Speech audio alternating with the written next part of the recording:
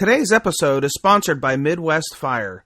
For more than 20 years, Midwest Fire has been manufacturing high-quality tankers, tanker pumpers, and fire rescue vehicles in the United States and Canada. Keeping firefighters safe while enhancing their capabilities is what they do best. To learn more, go to MidwestFire.com.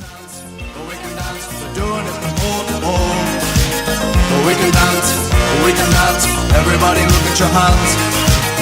We can dance, everybody's taking the chance. Safe to dance, oh it's safe to dance. Yes, it's safe to dance.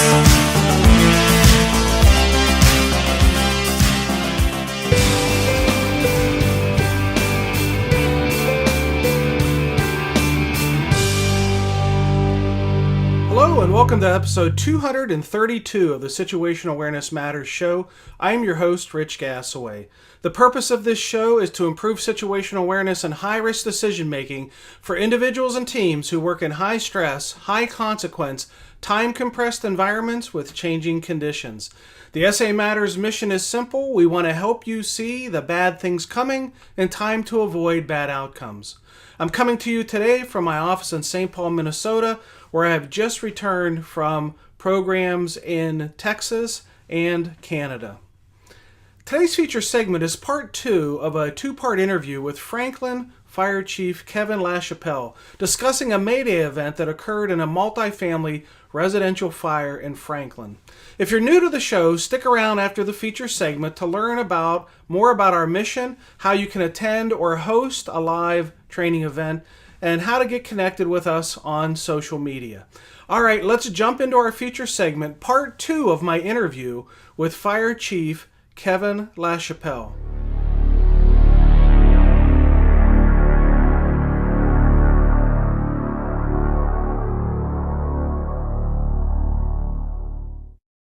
And I had another conversation with him about, listen, have you called your family yet? And he said, no, I haven't. And I took my cell phone out of my pocket and I handed it to him. And I said, you need to call Nancy. You need to call your wife. And I apologize for any emotions that might come out in this presentation. But this is the part for me that really struck me, that here I am, I'm having a conversation with my friend, Gary Hicks. And we're talking about calling his wife and telling her that he's okay. He's been involved in a mayday and he's alive. I did not want her to read that on Facebook. I didn't want her to get a text message. I wanted her to hear it from his voice. So he made that phone call. I don't know what the phone call was about, other than the fact that I'm okay. He handed me back my phone, and we went on and we did our thing. So that was the peak of the emotions at the Mayday incident, I'll tell you, because that, and I think about it every time we present, is that could have been a much different situation. It's, it warms my heart to think that he made a phone call that I'm okay, instead of me making a drive to their house to tell his wife, Nancy, that he wasn't going to make it home. Yeah. Now, are you married, Kevin? I am.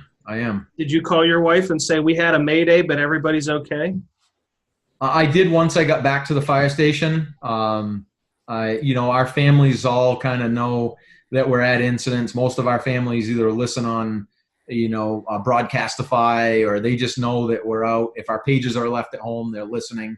So, at that point, my family didn't even know that I was at a building fire because I was at a previous engagement. So, it's that time of the evening where, I have kids at home. So, it's chaos time at home. It's 6:30 at night. There's dinner. There's all the sports functions. There's homework. So until I called my wife and told her that, we had a fire and there was a mayday and everybody's okay, she said, well, okay, that's good. And, the rest of the details were given at a later time. So. All right. So the fire's out and y'all come back to the station. What's the conversation like? Yeah, it kind of had a weird vibe in the station, and I wanted to size that up once we got back here. It was the first time we'd ever called a mayday in our department. here we are. We trained since 1999 at all the Worcester seminars. Call them. Here it is. We had a mayday call, and then it became justifying. You know, as you can only imagine, you know, Captain Hicks was playing through his mind, you know, should I have called the mayday? Would I ever call again? What do the guys think of me? And, you know, these are all silent thoughts. And, you know, I was watching a crew. They were washing hose. They were cleaning air packs, and they were fine. You know, they were good. The fire's out. And, you know, it seemed like morale was up in one corner of the station. And then at the other corner of the station, it was, hey, was that the right thing to do? You know, how bad was it? What were the conditions? And that conversation really ensued for the next few days and really bled into, within 3 or 4 days, we did an after-action review. And that's where it really all came out. And, you know, that's when the emotions started to run. And I knew as a fire chief that this after-action review was going to be much different than some of the others that we had conducted. And we're very religious about after-action reviews here in Franklin. And we're actually connected with our state director who works for the National Fallen Firefighters Foundation. And for previous years, since I had been the fire chief, you know, we preached after-action reviews, all of those points of, you know, what was our mission, what went well, what could we do different, what would we do different next time, and then who needs to know. We went through all of those points, and it cultivated tons of discussion about what would we do next time. And it's every time we talk about it, we grow even more. And Captain Hicks and I have presented this PowerPoint and this presentation, just the two of us. And on our drive home, we talked again about what we've learned from it. And I've got to tell you, Rich, I couldn't be more happy about the growth that we've had from this. And what I mean by the growth is not just operationally, but the emotional fitness that we've gained from this. I've watched a captain who did not like the word vulnerability because he called a mayday, and we thought that we were adding weakness to our department for calling a mayday, and that is the opposite of the truth. We have built so much strength in this that it's really built a stronger team. And as much as, and we can talk about it more if you want, but within 2 months later, we had another multi-alarm building fire. We had a Franklin firefighter who was on the stairway climbing from Division 1 up to Division 2. The banister broke, and he was entangled in the banister. And within split seconds, he called a mayday. There was no hesitation at all in his mind. He called a mayday, and he freed himself within 10 seconds, and the mayday was cleared. Mm. So we broke that seal of calling a mayday, and there is really no hesitation of that now. And it's been neat to watch that evolution.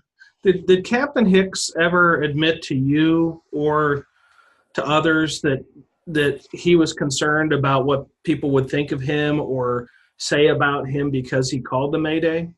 Absolutely. A number one concern of his was, what is that crew going to think of me? And where does my credibility as the senior, he's the senior shift captain in our firehouse. And this is a guy that has seen a ton of fire in his last 25 years in the fire service. And, you know, in his mind, did he lose all of that credibility with one radio transmission? And there was, during our after action review, that was the discussion. It was, you know, was there any weakness with that? And he talked about it in the after action review of, you know, the weakness that comes from that. So that was absolutely his number one concern once everything was safe. Now, was there anything that occurred that you would say is validation of that concern that he had? Did anybody say anything to him, treat him any differently, behave in any different way toward him? Or would you say none of that happened and it really just ended up being a false fear? Well, I think that it's fair to say that, I guess generically speaking, you could say that it's a false fear. However, those were his emotions.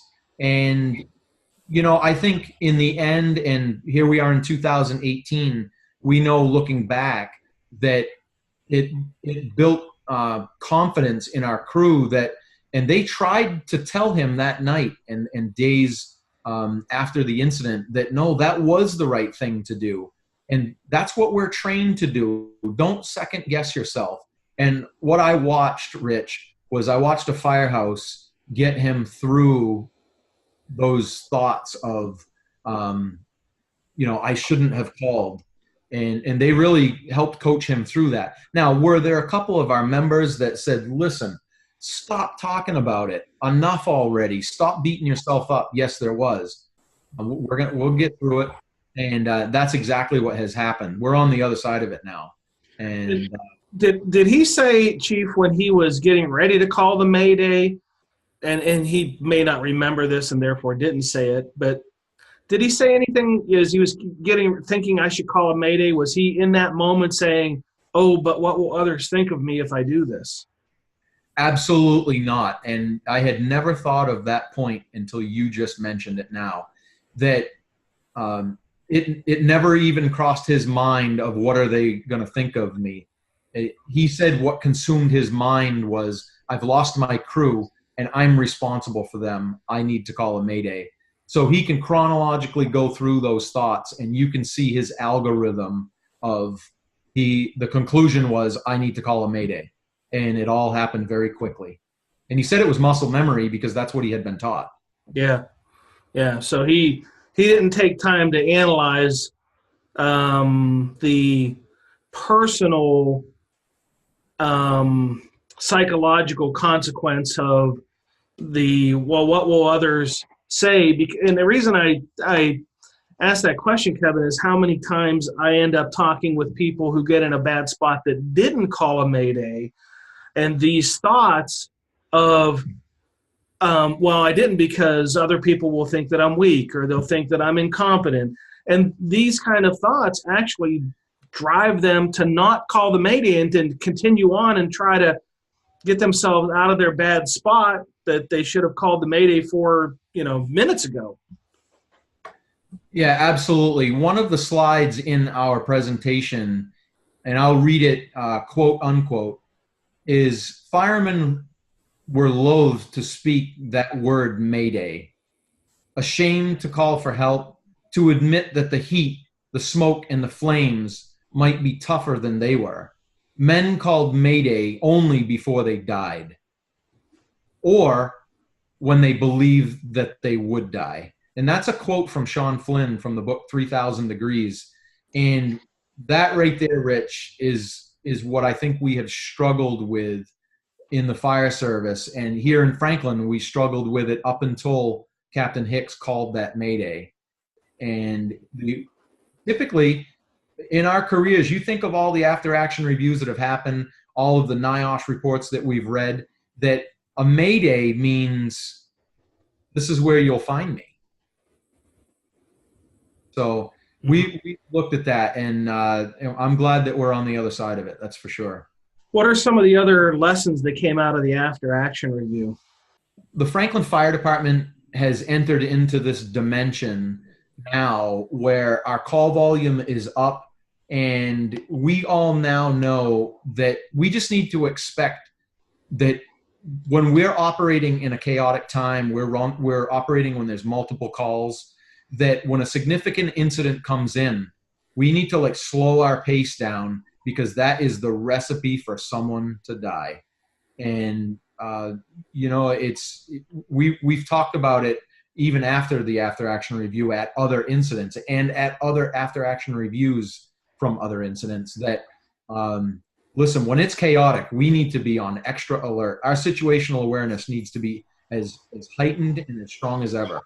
And so that's one of the things that came from it. There were some operational things that came from the after action review. Like our department typically responds in a water supply engine where the guys on the water supply engine need to be prepared to be versatile. Are they going to lay to the hydrant? Are they going to jump off and put an air pack on? There were some tense moments in a discussion about some operational things that happened. One of the things that we talked about in the after action was the importance of a 360. And our department has embraced the program put on by Dave Dodson, Reading Smoke. And we read NIOSH reports regularly and seeing how other firefighters have died across our country. And we always read about there was no 360 that was done, and there was no scene assessment that was done. And our captains, more specifically, they know that needs to happen. And when we pieced this together at the after action review, that Captain Goldthwait did his 360, and he was reading the building, and he called in to the crew, "Hey, you need to get out," and he hit it spot on. And there were so many things that we found in our after action review that training paid off. So those are some of the things that came from it. Okay, good.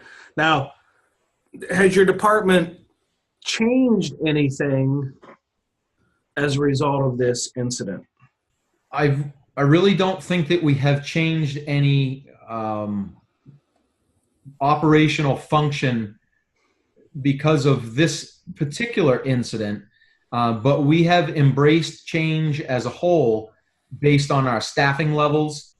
And what was happening is the shift captain would stay outside, and we took the chance of having one firefighter to take a line to go into a building.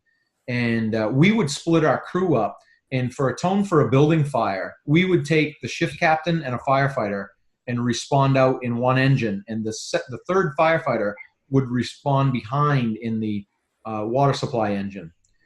We went through a workshop session, and we talked about, hey, we need to get with the times, we need to get with the standard, and we need to send all three of our personnel on the first due engine. And we need to just get there, establish command, and we need to go put the fire out. And we were fumbling and stumbling a lot of with the other things on scene with, worrying about whether or not we had water supply. And our engine shows up with 1,000 gallons of water on it. If we can put water between the occupants and the fire, and we can knock that fire down, there's a greater chance of survival. And we've realized that. Since we've increased our staff to 4 during the daytime, we've actually taken that 4th firefighter and we've put them on the first due engine. So during the daytime, 12 hours a day, we're rolling out with 4 on the engine. And we've actually had 2 building fires since we've made that change, and we have noticed that it made all the difference in the world. It's really set out for a more stable initial incident. Yeah. Now, this particular incident where the mayday was called, the one thing I didn't quite gather my mind around is with your department and your auto aid, what was the quantity of resources on this incident scene and the number of people on this incident scene, as a matter of how you manage a multifamily structure fire? How many engines, how many trucks, how many people? Sure. For this particular incident, I'll break it down to the point where our response that particular day, once resources were on scene, there were about 6 to 8 Franklin personnel on the scene, and there were 3 from our auto aid department, Tilton Northfield, where the 3 from Tilton Northfield, they remained as one crew, and they maintained crew integrity because that's how they normally work. The crews that were from Franklin were actually patched together, and it was not the normal complement of the duty shift because they were coming from the motor vehicle crash. They were coming from the ambulance call, and they just knew that they needed to patch it together. So it was nothing out of the ordinary that we would patch a crew together like that. And by the time the second alarm was on scene, that gave us approximately 5 engines, 2 ladder trucks, and 2 ambulances. And there were various command cars there. And when we call in our mutual aid, we get chiefs from other departments that can come in and they can step into command roles. They report to the command post. and they assist. There were approximately 5+ chief officers from our other departments that were there to assist. As you can only imagine, when folks on the other end of the radio heard Mayday, we really had a robust response, mutual aid. That time of night, folks were either just getting home or they were certainly listening. They weren't at their regular jobs. Sure. And it really came out of the woodwork for the festivities. Right. All right. Are there any lessons to be shared that have not come out from the questions that I've asked you? There are.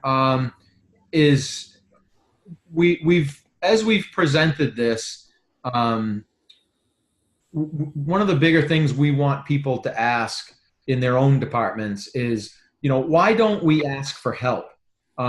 Is sometimes we don't know how. We don't want to seem weak, needy, or incompetent. Our egos get in the way. We don't want it to be used against us later. We don't want to surrender control. We're all type A personalities here in the fire service as leaders, and we don't want to surrender control.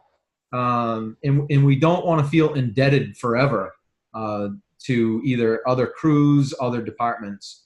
And those are really, we've tried to pass these lessons along to other departments. We like other folks to know that there are a lot of things that are in place here in Franklin that we feel saved these firefighters that day. And it's the reading smoke class, the strong command and control, anytime a class comes up, take other classes that will keep you alive. And then don't be afraid to conduct after action reviews, and just know that we're all going to grow from this as we move on. And we should never be shameful for asking for help at all, ever. Anything else we need to cover before we end the show? I'd like to cover an important piece that we covered during the middle of our presentation. The Franklin Fire Department has had 4 line of duty deaths in our department. Our 4 line of duty deaths are on granite plaques on the wall in our station. So when you walk into the Franklin Fire Station, right here in our vestibule on the left-hand wall is an image and then a scripture of all 4 of our members that have died in the line of duty. Our first line of duty death was in 1924, and then our most recent was in 1974.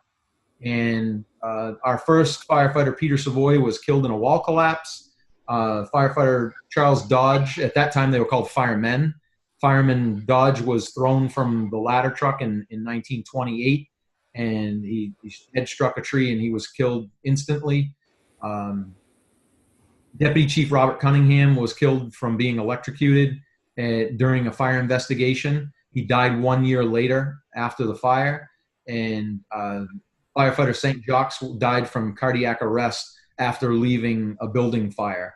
And we like to remind our department, our visitors, and anyone else who will listen that we've learned so many lessons from these line of duty deaths that we've had here in Franklin that we do not want a 5th plaque on our wall.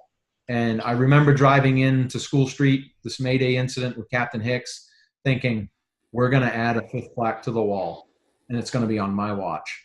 And that was just gut-wrenching to think that would happen on my watch. And I'm so happy to be sitting here today, Rich, to be talking about there's not a 5th plaque on our wall. And our goal is to never, ever, ever add a 5th plaque to that wall. Amen. Yeah, that's really, I think we missed that during the presentation, and those 4 line of duty deaths are so powerful for our department, and it's emotional for us. Yeah. Any other lessons? Just for people to listen. I think there's a lesson out here for us in the fire service is if there's a seminar in your area, in your region, or you can fly to a seminar that you know is going to be spectacular, go to those seminars, go to the National Fire Academy, listen to podcasts, go to other incidents. And if you're not on the attack crew, watch, look, and just listen to everything that's happening. And it could make a difference in the survival of yourself or another firefighter. We should never stop learning, ever. Right. Absolutely. Speaking of learning, if somebody's interested in this program that you've put together, how would they contact you? So, Rich, we might have to go through that again because you broke out and you froze up. Yeah, so sorry. So if someone's interested in contacting you about this program that you do, how would they reach you? Well, there's several ways that they can reach us. Certainly, they can go to our fire department website and they can just do a quick search on franklinnh.org, and that will bring you to the city website. You can click through the links, and it will bring you to the Franklin Fire Department website. We do have a Facebook page. You can go to the Franklin, New Hampshire Fire Department on Facebook, like us on Facebook, and you can contact us there. And I'll give you my cell phone number. My cell phone number is my personal number, and it is also my city number. And you can call me personally at 603-512-0852. And if you send me a text or if you call me, I will return your call just as soon as possible. And we'd love to give this presentation to anyone who will learn or wants to listen. And we can almost guarantee there's some lessons that come from it. And selfishly, Rich, anyone who wants to listen to this presentation, I think we walk away at the end with more lessons about this. Every time we've presented this Mayday presentation, we walk away with more lessons. And that's what I love about it the most. And how long is the presentation, Chief? We can tailor the presentation to your department. We can get in depth and talk about your jurisdiction, or we can do a 2-hour presentation of this, and we can just talk to you about the 29 slides and what happened in Franklin. We can make it a 3-hour presentation. We can turn it into a workshop. We've used this in a presentation workshop style where we've taken breaks, we've done breakout sessions, and we've had folks write down the lessons that came from this, and we've compared them to the lessons that have come from their department. And we can break it up any way that folks would like. We haven't done it in an 8-hour presentation yet, but we can do it in seminar format, and we can really fillet this open. So we can go anywhere from 2 hours to 8. Okay. All right. Well, thank you for taking some time to sit down and talk with me about this incident and the lessons that you learned and the class itself. I can't wait to see the video. I can't wait to listen to the audio and to share that out with the viewers. It's a very powerful lesson. It takes a lot of courage to be able to share the details of near-miss events and Mayday events. Oftentimes in my classes, I have students share their near-miss event or their Mayday event, and they'll freely share it among the classmates, and there might be 100 people in the room, and then I'll get them individually on a break and say, would you like to do a podcast to share this with a bigger audience? And they're like, no, I don't want to do that. It's like, oh, come on, this is really, really good stuff. But I can't entice them enough to want to do it. I don't know if it's an embarrassment factor or what it is, but what I've learned from that is that those who have the heart of a teacher and who have the courage to share are making the fire service better. And you have both those qualities, and for that I thank you. Rich, thank you. This has been wonderful. I can't thank you enough for the opportunity. And there's a lot of folks I could thank as I go down through this. And there's 7 people in particular that I really would like to thank. And if I just want to pull this up for a second here. As I mentioned, we have an emotional attachment to the Worcester cold storage fire, and there were tons of lessons that came from that. So if I can thank firefighter Paul Brotherton, firefighter Tim Jackson, Jeremiah Lucy, James Lyons, Joseph McGurk, and Lieutenant Thomas Spencer from Worcester, who gave their lives in the line of duty. And then more specifically, who is still alive, and he may not know this, and hopefully he listens to this podcast, is retired Deputy Chief Mike McNamee from the Worcester Fire Department. And I apologize for the emotions right now as I read these names, but Chief McNamee has saved lives of the Franklin Fire Department, and he's helped us in so many ways. So I could go down through a list, but those 7 names are guys that 6 of them died in vain, and Chief McNamee, you're my hero. Nice. Thank you. Thank you so much for giving that credit to them. Thank you to my guest, Fire Chief Kevin LaChapelle, for participating in this interview. Remember, this is part 2 of a 2-part interview, so if you missed part 1, go back and listen to episode 231.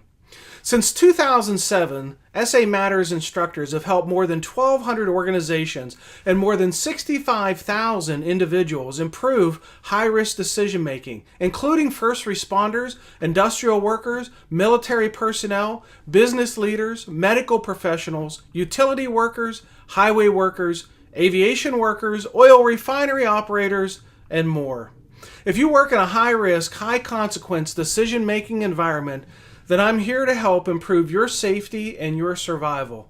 And I want to help you accomplish the most important mission of all, and that's to go home to the ones who love you.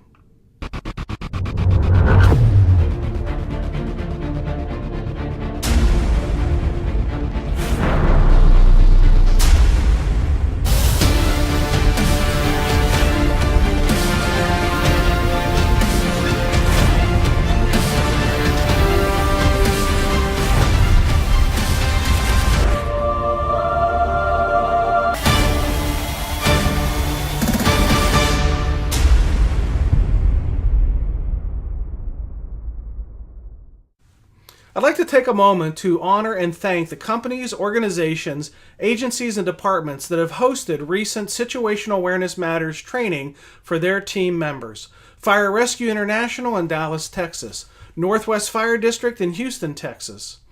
Missouri City Fire Department in Missouri City, Texas. Pearl Harbor Naval Shipyard, Honolulu, Hawaii. Eagle Materials, Grapevine, Texas. Odessa Fire Department, Odessa, Texas.